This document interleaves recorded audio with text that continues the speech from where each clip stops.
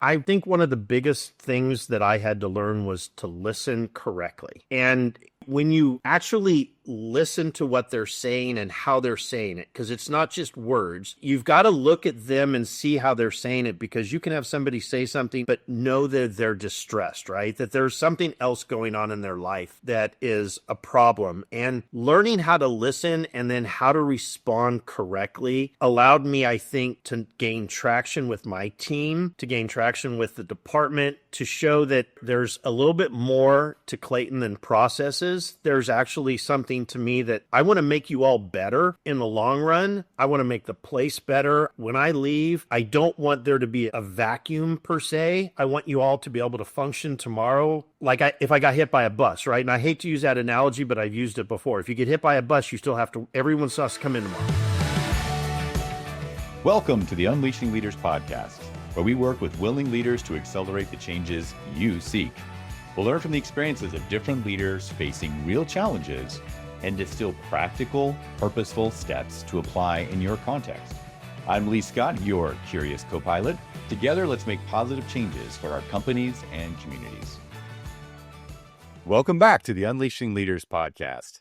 Today, I am delighted to share with you a dear colleague, a trusted client, and a great leader, Clayton Haas. Clayton is the assistant director at the California Department of Conservation.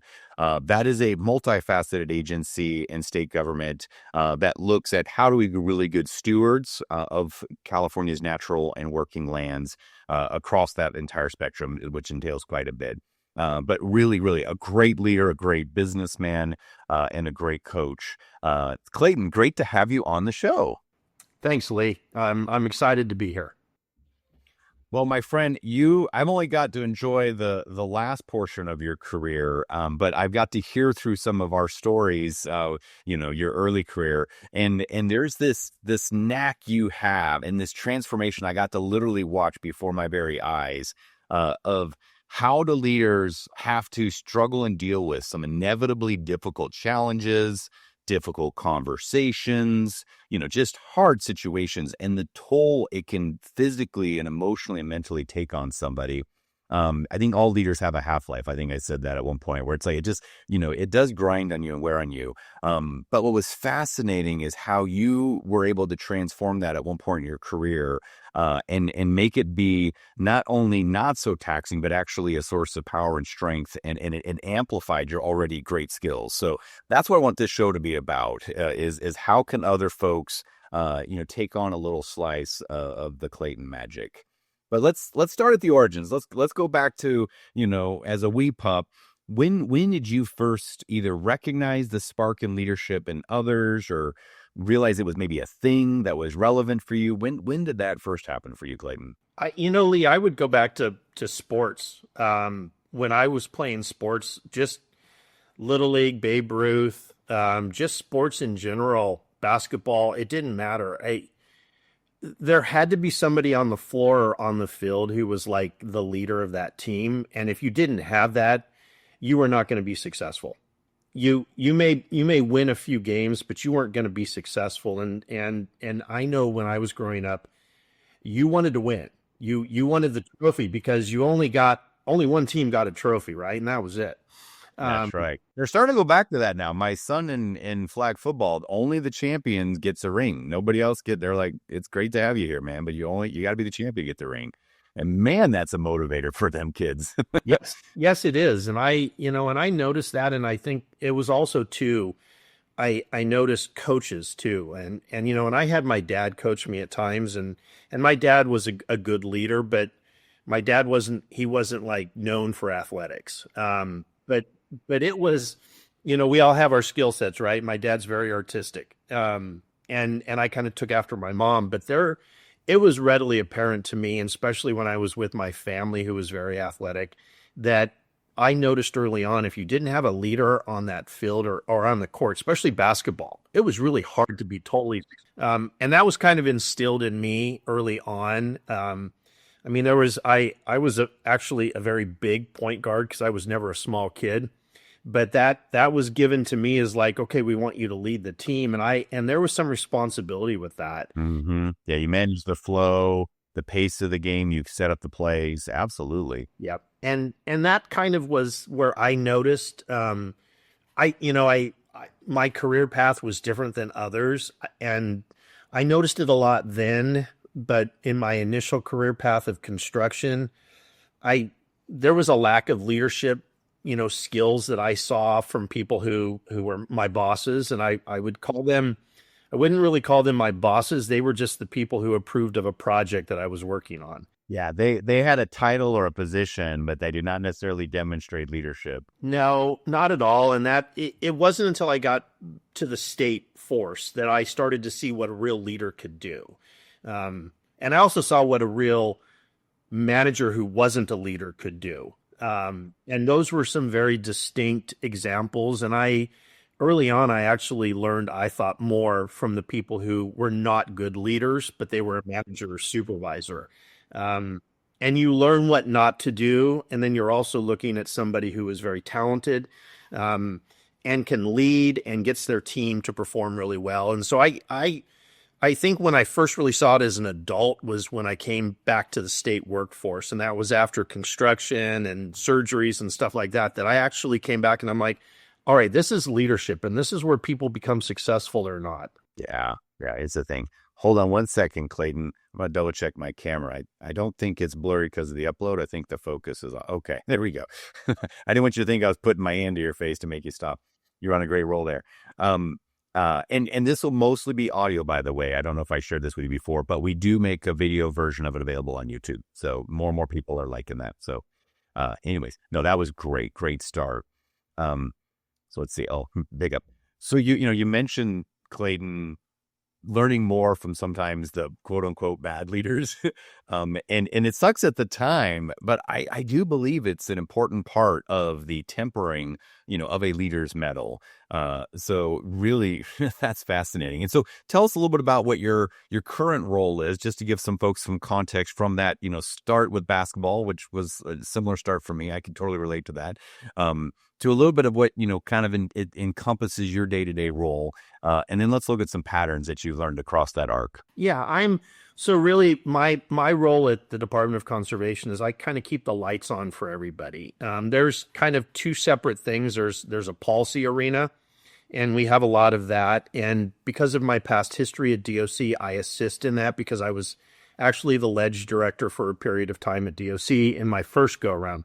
I didn't know that. Okay, you told me that. I forgot about that. That's right.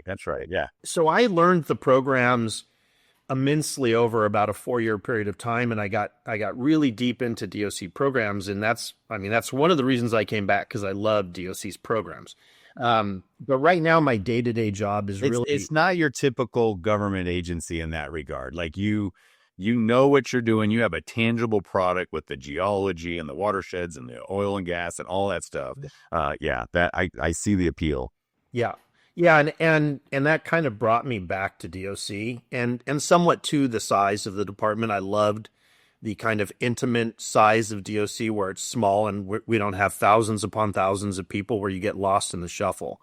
And I felt like I could make a true difference when I came back to DOC. And day to day now, I manage all the administrative functions, so budgets, human resources, accounting, contracts, training, all of that comes through my shop, and then I assist with policy when need be, and I assist on legal cases when need be. So I do that because of my history at DOC. But my day-to-day interaction is mainly making sure, and to me, this is probably the most important thing for my job, customer service for my stakeholders. And internal stakeholders are probably the most important people for me, right? Because I've got to keep them happy. And so really, the day I came back to DOC, I actually issued a memo to everybody shortly thereafter that was customer service protocols to make sure that we're managing our customers in a way that makes us successful and them successful. And any state government or even federal, local, if an admin team can manage all of that just day-to-day stuff and let programs focus on programs, they'll be so much more successful. And that's what we try to do on a day-to-day basis. That is great. And I think that's inspiring for us all to hear about. And it's true, and it can be modeled. It can be a value adder, not just a blocker, but it still has that spirit of customer service. One of the things I want to point out to our listeners, Clayton, is there's this pattern across the episodes. And I just want to note it. Like, you pick up a few things from some experience growing up in your formative years. You have an experience in one industry, physical construction. You learn some things. You have one role that's maybe on one side of the house. Maybe the equivalent would be like, sales or product development or policy and like you're saying. And then you boomerang out, do some other things. Then you know what you appreciate. You come back to it. Like, it seems so zigzaggy, but when you look back at it, it's a straight freaking line. Right. Like every domino led logically to the next domino. And I just, for those that are in the middle of their careers being like, I don't know how this is all going to end. Clayton, you're a great example of, you're picking up the pieces that you need, just don't even realize it yet. And learning both sides of the house, whatever your industry in, is such a valuable thing to do. Nobody climbs being a specialist in accounting and then they're accounting manager and then they're the CFO. Like that trajectory, that's the exception, not the norm. So just to acknowledge that, to make it safe for everybody else who's wondering what they want to do when they grow up. So across all of those roles, though, Clayton, there's been this pattern. And like you said, you saw it on the basketball court, you saw it with your youth coaches, where you're like, somebody has to step up. Somebody's got to, make a call during a fast break that's, falling apart. We got to get our focus. Somebody's got to say, we're not in the right position. Somebody's got to say, there needs to be a difficult conversation about this policy, this product, or this person. And so you knew, you felt the call to do that. And maybe there was an original way that you went about doing that got the job done, but had a toll on you. Could you tell us a little bit about that challenge and that pattern? Maybe leave the agencies and the names out of it, but. Oh yeah. Yeah. I'm no names, because I truly respect everybody I've worked with and for. You learn from everybody, right? And some's positive, some's negative, but even the negative, you learn to turn it into a positive. And so, yeah, no, when I was at DOC the first time, and I spent about 7 years the first go around, I had one manager that was just phenomenal. And I was able to, I started my career as an auditor, in an investigator. And then I got hired into his unit. And boy, I truly saw what a leader does. And instituting a new state program that was very instrumental in the program that I was working in, and it was hugely important, and literally taking it from a scratch, nothing. I mean, we were doing everything on pads and paper. And then the forethought to start going, okay, there's this wonderful product called Microsoft, and I hear there's this thing called forms. And then tasking us with actually starting to create forms and working in cohesion as a team to actually develop these forms so that we were doing something consistently statewide. And, it took a little while, but to be part of that process and to see that one person leading it was like hugely important for me. You blossom, your team blossom, the service blossom, the constituent experience improved. Right? You're like, wow, this is what it can be like, which is almost, you don't want that too soon in your career because that'll ruin somebody. You're like, man, now you're screwed. Yes. And I saw the other side relatively quickly after that. Okay. Such as the pendulum swings. It swung quickly, for me, to the point that and I kind of thought about this as I became a manager later. It was difficult to come into work as a staffer.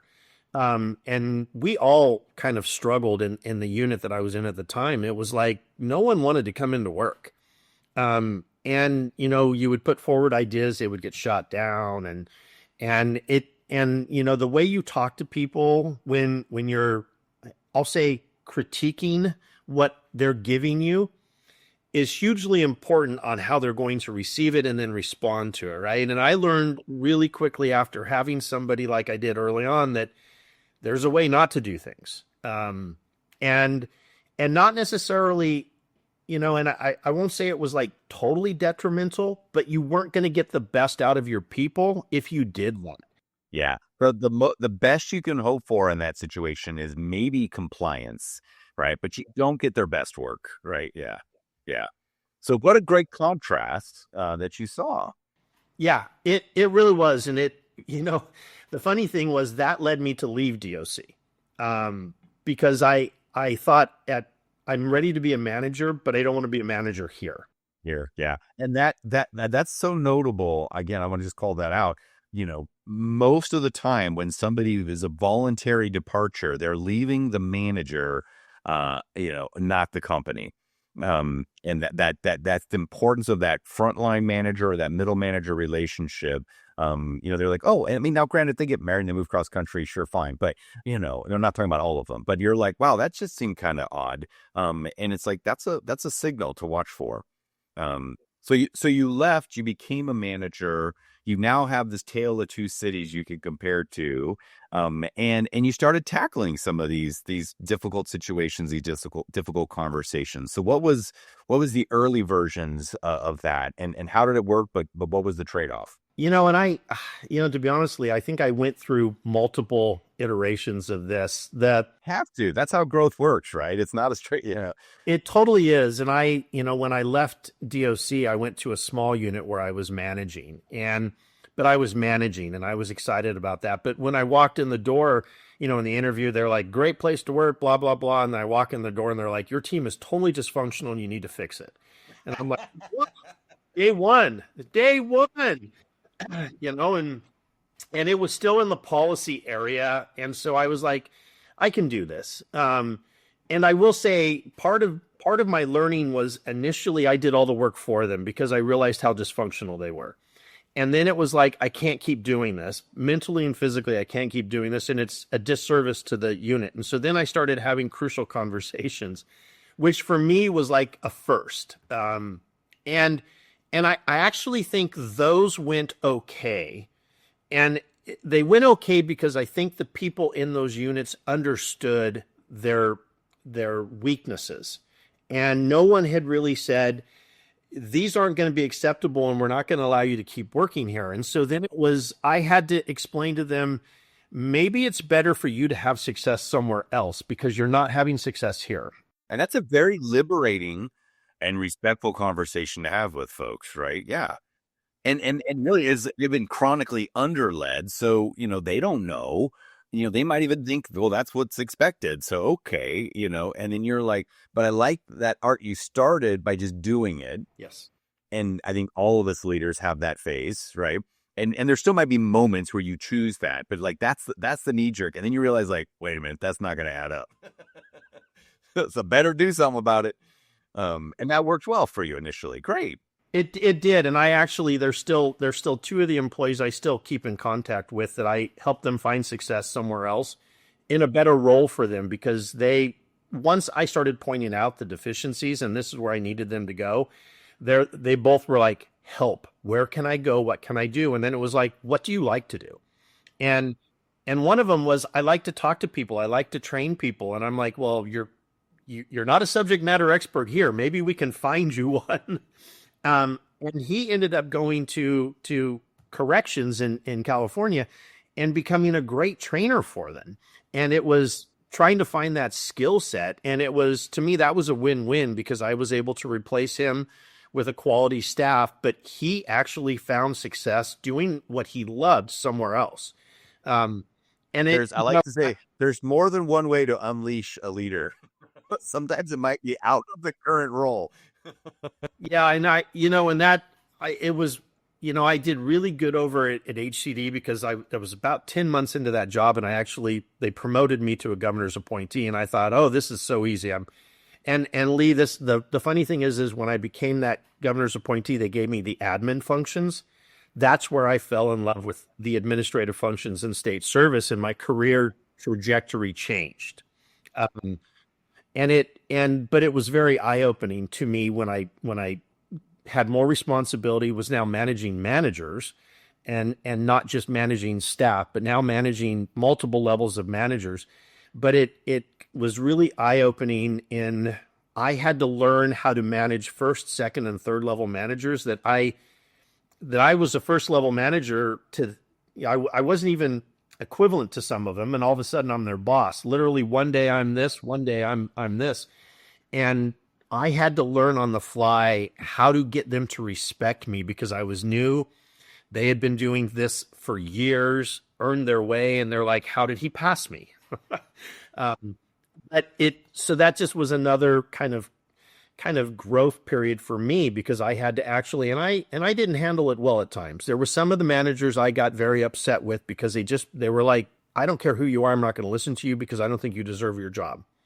Um, and it was a struggle to be thoughtful and respectful while telling them you can't do this anymore. You got away with it before, you're not getting away with it anymore. Um, New sheriff. But again, that's not a personal thing for leaders out there, that are in that situation. That's a pattern, right? And as much as we can be like, that shouldn't happen, and that's not respectful for them to do that, but yet if it's such it's such a common pattern, I come to believe that those are things that, when you're that first, second, third level leader, you have to have somebody do this because that helps temper and test your ability to handle in the future an adverse stakeholder, an adverse leader, an adverse, like that helps you grow. So that person was ironically doing you a favor, right? Even though it wasn't comfortable at the time. Yeah, absolutely. And I mean, that was a huge growth for me because I don't think I would have been successful at DOC if I went from a lower level. But at that, having to learn to manage those managers allowed me to walk into DOC ready to go. I still had growth at DOC. Don't get me wrong. I still had growth at DOC. We could still squeeze a little growth out of you if we really try, Clayton. I mean, but yeah, the managing manager phase is an important one. And sadly, I think a lot of folks are getting short circuit on that because they're getting pulled up so fast that they're not getting that tempering, stage. It's like going straight to the majors instead of spending a little time in the minors to really round out and refine your craft. So, great example, great example. So you've done the front line. So you learned from good and bad examples. You tried your hand at front line and you engaged and you had some early successes. You did the middle manager and you're like, the managing manager thing's got its own, ball of wax. And then you make the arc back to come back to DOC. And so now you're thinking like, okay, I got this, right? Like, should be easy street. Yeah, Why are you laughing? It's like I haven't even said the punchline yet. Like we know, it's coming. yeah, it was not it. I knew there was going to be some struggles because I was aware of the admin team at DOC, and I was aware of the dysfunctions that were in some of that admin team. So I knew it was going to be a little bit of a challenge.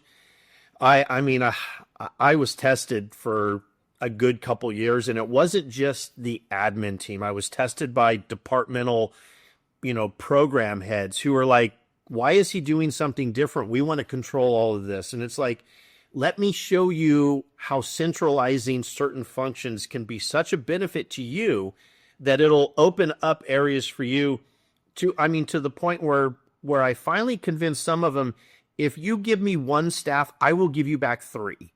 And by that, I mean, you have some admin staff in your team. Give me one. I'll take all of these functions away from you, centralize them, and then your three vacancies, you can now turn them into geologists or something that will benefit your program.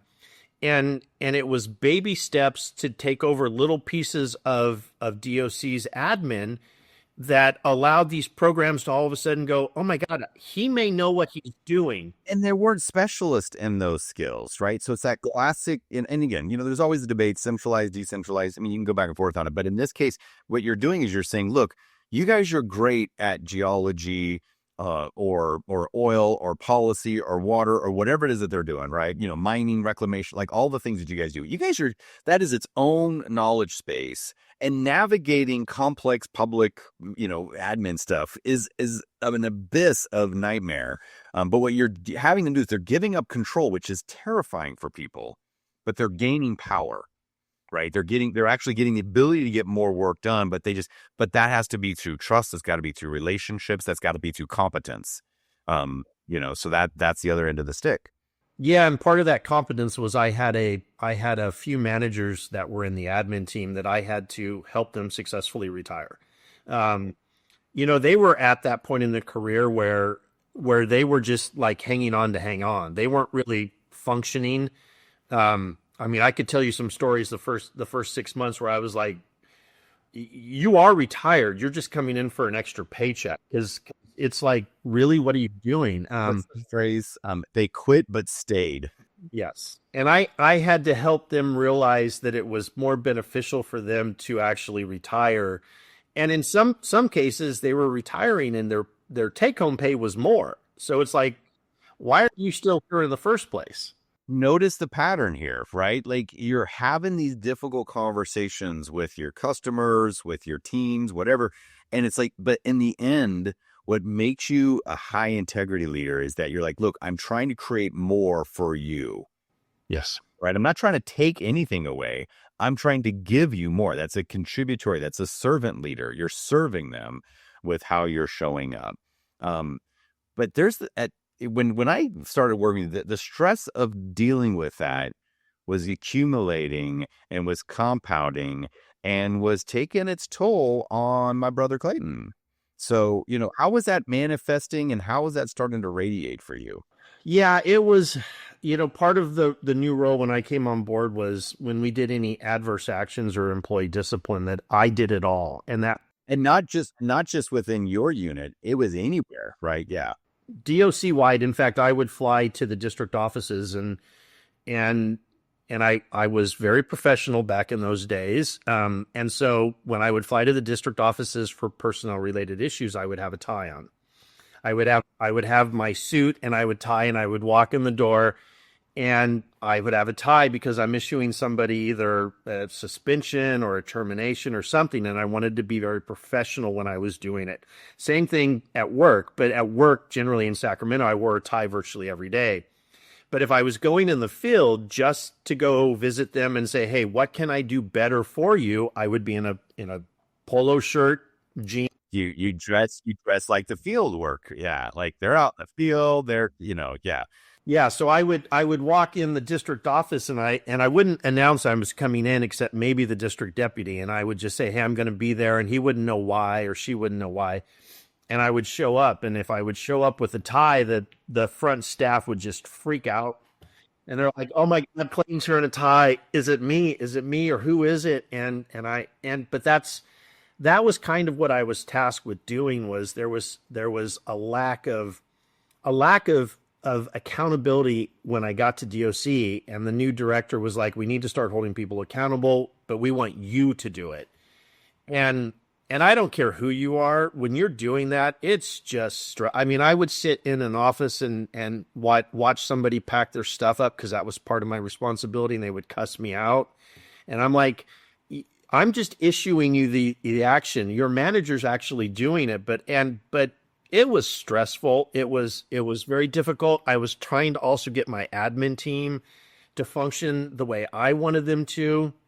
And I don't know how appropriate it is to say on a podcast. This is my first podcast, but somebody had told me, when you go home and you've had a bad day, leave your shit in the bag at the door. Don't take it in with you. And I really had to learn to, as I would pull into my driveway, pause for a minute, grab my work stuff, and then as I was walking in, just mentally leave the bag outside and go in the house, because otherwise you're bringing it all in. And there has to be a disconnect for you to actually have a safe space, that is your family. And if you don't have it, it's really hard to turn off. And it took me a while to learn how to just turn that off. Well, and the thing is, though, you can turn it off. Or in the morning, you're picking up that bag as you're getting into your car some days, and that's not the funnest thing to do. No. But to your point, you're not turning it totally off. You're temporarily, compartmentalizing or pausing it. That's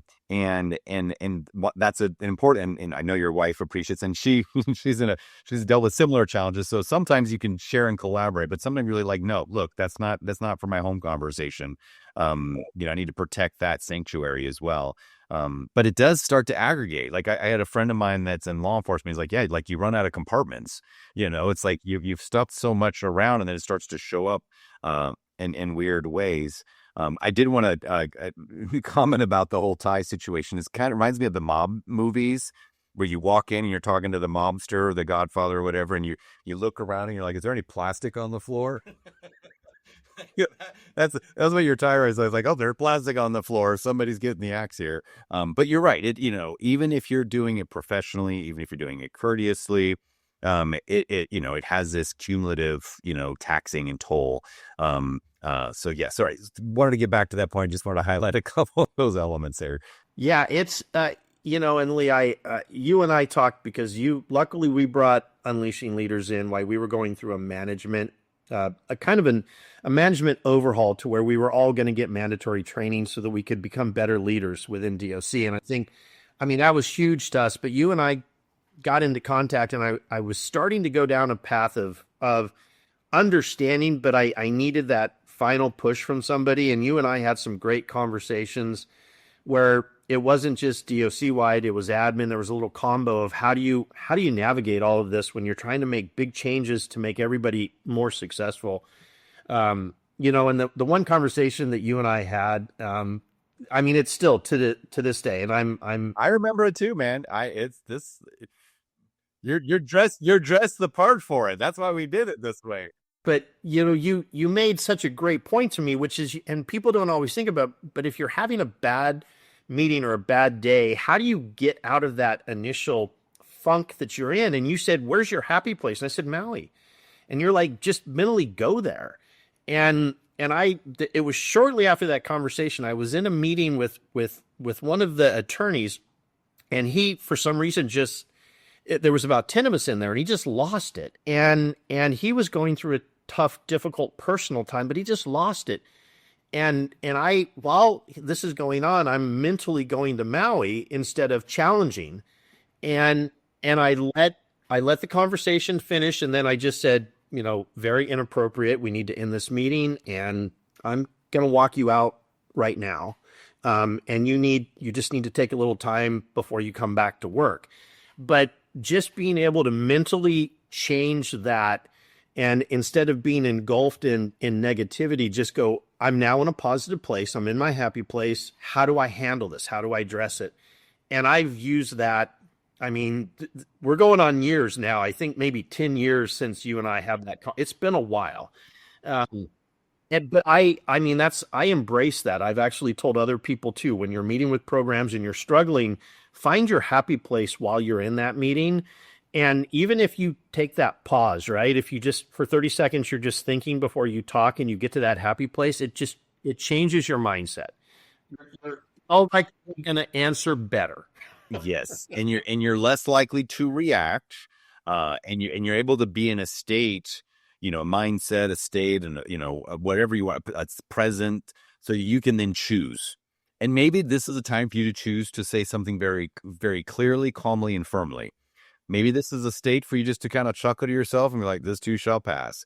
Maybe this is a state where you say, like, I'm glad I have a wonderful wife at home waiting for me tonight, because I definitely don't want to deal with this crap. Like, you can, whatever you do after that is your call, right? It's not like you now become some Buddha or whatever, right? But you're now able to choose, how you want to deal with that moment. But getting a little micro sanctuary.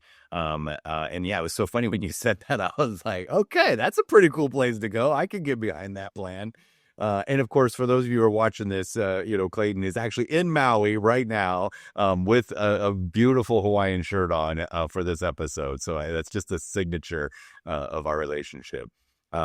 So that began an untangling of other things that you started to bring in, that really, I mean, you still held the accountability lever, but just you were able to do it with more impact, with less of the residual effects. So tell us a little bit about that. People are not going to believe this part, by the way. Yeah. Well, I mean, when I first came to DOC, I think, with the tie and everything else, people were somewhat afraid of me. I would even say potentially maybe a little intimidated by me if I came into a meeting and they weren't as welcoming, because they were leery because, I mean, there was a little joke picture that was done in exec staff one day, and it was we had just purchased a drone, and they made a picture of me on the drone with a tie of in essence, here's Clayton, he's going to serve in action. And so that's kind of the reputation that I had. And I was like, God, I don't want this reputation. I don't want my career. You knew a leader had to step up on the court, and it's not necessarily the manager or the coach on the sidelines, but somebody on the court's got to step up. So you did, but you built this, this skill and this way of handling it, but it came with this baggage. Yeah. It did. And I struggled to get people to work for me internally that I knew were competent, and I kind of changed the way I interacted with people to make sure that my interactions came off first and foremost friendly, because I also transitioned to where I told the director, and he actually told me to. We had a meeting. He's like, you got to stop issuing these actions and make the programs do it for you. And I'm like, yes, please, thank you, because I don't want to be pictured as that person, and they're the ones who are doing it. And so there was an internal transition, which was very nice. I was very appreciative that my boss is like, we need to do this. And it helped me transition to where I think people trusted what I was doing now, because I was centralizing things, making things better. And so then it's like, okay, how do I get them to not only trust that I can do things right, but actually trust me to be a good person, and not this person that they think is just, well, he's going to fire somebody. And so I was able to transition by changing, and it wasn't like a huge change at the beginning, but it was just the demeanor that I walked into meetings changed, and I purposely did that so that I'm not going to say more demure, but I was more demure in essence. I was not going to come in and try to take over a meeting. I was going to listen. I was going to react when I needed to, but I also wanted to transition to encourage people to think on their own, and then to help them grow. And I think that shift probably took about a good year, and then all of a sudden I had people that I could bring into admin from my programs, and I'm stilling people in DOC that I knew were talented. And all of a sudden I was able to start transitioning to where people wanted to work in admin, because they're like, look what admin's doing. Admin's doing great things. That's the shift from, people are running from you to now people are running towards you. And that pattern, again, change the dates and the names and the locations. The pattern, though, it's so similar to what you learned as a frontline manager. Your first reaction was just to do it yourself. So you have this difficult thing that he's doing. All right, I'm going to do it for my customers, right? Then you said, okay, I've done that. I built some credibility with that, and I've taken care of some hard things that need taken care of. Now it's time for us to, through trust, through relationships, through them, like you said, they trusted you, and probably you being able to coach them. Now you're help them be able to do their job more effectively. Hey, you need to be handling those adverse action conversations. Okay, and here's how you do it, and here's how you do it well, and here's how you do it. So now you've empowered them, but now you've leveled up, and then you create the next quantum leap where you can say, well, now that I've transformed that aspect, I can now recruit more people in to deal with the other dimensions of HR and finance and admin, all the good stuff, right? And so it's that iterative leveling up process where you model away a little bit, you then build some relationships, you then empower, enable, and uplift them, and then now you rinse and repeat at the next level. I mean, that is leadership in a pure sense. Yeah, and one of the other hugely beneficial things, I think, to me and to DOC was people started to actually engage with the admin team even more and look for solutions on processes within their own programs. And we started to get the buy-in from not just some managers, but all of a sudden execs were like, okay, we got a problem. We're going to go to Clayton. Clayton will try to help us with this problem. And then we were able to be successful in helping people move forward in their processes, not necessarily a policy related thing. But how do we help them execute those policies, right? What's the right procurement vehicle? What's the right, regulatory, structuring of this? So it's all the mechanisms that give that plane landing gear. Because, the sales people and the policy wonks and the product designers, they can dream up stuff all day long for customers. But like, unless you get the landing gear on that thing and you know how you're going to fuel that thing, it ain't going to fly and it ain't going to come back safely. So, that every organization needs that operational excellence to know how to do that. And sometimes it's a dredge, but really in your case, you're like, no, this is the jetpack. Like, this is what's going to get it done. Yeah. And I think the last 5 years have been, to me, the most rewarding 5 years, because I think we've been able to now transition to the division that it's the division of helping everybody else be successful in their roles. And whether it's, there's whether we're doing a career executive assignment posting and then doing the work, we've developed templates within the admin team so that we can get things done very quickly. And then the programs are like, oh my God, we didn't expect this. It used to take this, and now it takes this, because we've been able to internally look at our own processes and say, how can we do this? How can we do it better? How can we do it quicker? How can we make sure the programs are involved? And I think the last 5 years, it's made my job significantly easier because I have a great team underneath me and they bought in. And when I got the buy-in on the customer service, and it took a good couple years and filtering through some staff going, I don't want to do customer service. I'm going to go to DWR or somewhere else. And once that buy-in came in, and I still issue that memo every single year, beginning of every single year. And there's probably about, I would say, 8 or 10 state departments that have literally taken that memo. I was going to say, I need to get a copy. I haven't been on that distro. I need that. Yeah, and they use that same memo. The other admin deputies are like, I've heard of this memo. Can you give me the memo? Here you go. Take it. It's all yours. If it helps you, great. But just to have my staff acknowledge that every year. This is what we do. And it's not like rocket science. It's like, if you get a phone call, respond in 24 hours. You may not have an answer, but let them at least know you're working on it. You heard them and you're aware of it. Yeah. And just, starting the simple things like that. But once that buy-in came, it just, I've told my wife, she's like, how much longer are you going to work? And I'm like, well, I love what I do. I literally love what I do. Now that being said, I'm 60 in like 8 days. So, who knows, but almost happy birthday. But I love what I do. I love the people. I love the team that I built, and it, it makes life so much more enjoyable. And I think when you get a boss that's enjoying work, it's so much easier for them to coach, mentor, and then find ways for them to grow. And I'm at that stage. It took a long time, Lee, but once I got there, it was very, it was very... Your reputation now, Clayton, is like, he's a counselor, he's a coach, he's a cheerleader. He's a guy that can help you achieve your programmatic goals. He's the guy that can help you meet your career goals. He's the guy that can mediate and broker. Like, you're not the guy that just does cleanup. And it's not that it's not that you went soft. It's not that you don't, avoid the crucial conversations. It's just, now that's one tool of many, and you use it in the right proportion, the right balance.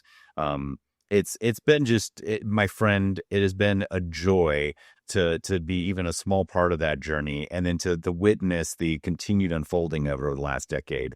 That's why I had to have you on the show. And this won't be released for a little while, but it's actually election day in the United States today, and there's a lot of noise going on about this, that, or the other with various governments. But I just want to acknowledge you as a taxpayer, that you represent the best of what a representative democracy government should look like. People who do good work, they're good stewards with their resources, they make things happen according to whatever was elected. And sometimes it's not always ones we agree with, right? But you're like, look, my job is to help make it happen. So I'm going to do that. And I'm going to do it to the very best of our ability in a customer-focused way. And I think that's what anybody in each community wants from their public sector leaders. So thank you for modeling that. I appreciate in an era that. where it's not as popular. But we need more of that, brother. We need more of that. So let's get you a lobbying firm or something and have you help knock some skulls around and get this going. As long as I can do it on the golf course, I'm good. Yeah, amen to that. Amen to that. Yeah. Do you remember, Clayton? We were doing an all leader meeting at one point, and I used that analogy to like if somebody got hit like a bus, and there was like 100 people. It was part of it was I picked somebody out of the crowd, and I was like, well, for example, if so and so got hit by a bus, like, how would we? And then everybody was all like, oh, and because that guy had literally been clipped at some point. And he looked at me, he's like, how did you know that? And I was like, I didn't. And so, yeah, anyways, side note, I'm not sure if that should make the podcast or not, but I love that guy. He was super smart. But that was a very funny moment. Anyways, but yeah, if the leader is known best for what happens when they're not in the room, but leaders known best for what happens with what they leave behind. And that really indicates that it's sustainable, right? And having that humility to listen, like you said. So that's great. There's another huge benefit to listening, because sometimes people come up with their own answers when you listen instead of just giving them the answer. And that's something I learned as I became a manager, was I want people to think of, when they ask me a question, let's say they ask a contract question, you may know the answer. If you keep talking, you may talk yourself into the answer. It's a lot easier to sell somebody an idea that they came up with. Yes, especially if it's correct, right? It's sometimes they come in and they want to throw something at you, and by just talking, they leave and they're like, "That was a great idea, thank you." And it's like, "No, you did it. You did it." And that's like the adage, you didn't just give them a fish by giving them the answer. You taught them how to fish to come up with the answers. And that lubricates those neurons so that the next time they're in a challenge, they're a little more able to do their own problem solving. Lee, I see that with first-time managers. People come in and ask them questions, and they're going to go, "I'll do the research. I'll find the answer for you." No, tell them how to do the research. They'll find the answer for themselves, and they'll be so much better off going forward, because the next time they won't come to you with that question. They'll do the research first. But I do see that with a lot of managers, and it's first time where you're like, but that's the temptation. Is the first thing we do as leaders is we do. And we got to flip that around to be like, wait a second, before I grab the ball, what can I do to help set up this play for the next time? Clayton, where can folks continue to stay in touch with you? Maybe get a golf lesson in at some point in the future. Where can they find you? I do have a LinkedIn, and if you search Clayton Haas, Department of Conservation, you're going to find me on LinkedIn. That's probably the easiest. I do have a Facebook page, but I try to stay off social media as much as I possibly can, unless I'm looking for a new food place in Hawaii, and then I go to my Hawaii pages, and there's some good Mocha Loco there, buddy, man. I know that, yeah. Yeah. But LinkedIn is probably the best avenue for people to get a hold of me. If they Googled me, they could find my email really easy, because I'm one of those people who created a very easy email. Well, listen, I will put that in the show notes. And yeah, buddy, man, I need to see your annual operational customer service manifesto. Because we're out there doing human-centered design, customer-focused delivery, all those things, and sometimes when they're not constituent facing, they're like, well, I don't have customers. And it's like, yes, you do. Yes, you do. So that would be helpful for me. Well, Clayton, thanks so much for being on the show. Thanks for allowing me to be a witness and observer to your incredible impact you've had across the great state of California and with all of those teams. So thank you. All right. Thanks, Lee. It was great. I had a great time. Thank you for joining us today on the Unleashing Leaders podcast. Subscribe so you don't miss a moment that could be the key to your next breakthrough. Let's stay connected and contribute together by grabbing that @UnleashingLeaders handle on LinkedIn, YouTube, or your favorite network. This is Lee Scott. Keep learning, loving, and leading. Our future and our communities are counting on us.